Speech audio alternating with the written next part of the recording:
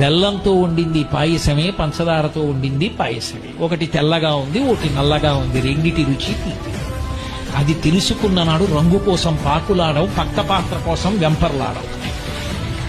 నాలో కనపడనిది ఏది సీతమ్మలో కనపడి నువ్వు చచ్చిపోయావురా, నీ విర్రి కామానికి ఏం చేశావో తెలుసా రావణ అని అడిగింది. ప్రపంచాన్ని గడగడలాడించగలిగిన వాడు ఇంద్రుణ్ణి గెలవగలిగిన కొడుకుని కన్నాడు.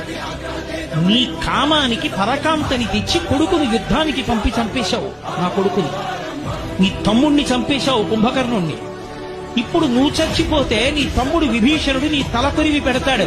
రేపు నీ చచ్చిపోతే నాకు తలకొరివి పెట్టే కొడుకుని మిగల్చకుండా చచ్చిపోయిన దౌర్భాగ్యుడా, నీ కామం నిన్ను చంపింది. చెప్పరా సీతమ్మ ముందు సుందరకాండలో? ఒళ్ళు దగ్గర పెట్టుకోకపోతే అన్ని వేళలా వయసు ఉంటుందా, అన్ని వేళలా శరీరంలో ఓపిక ఉంటుందా? ఎంత తేలికగా ఓపిక ఉంటుందో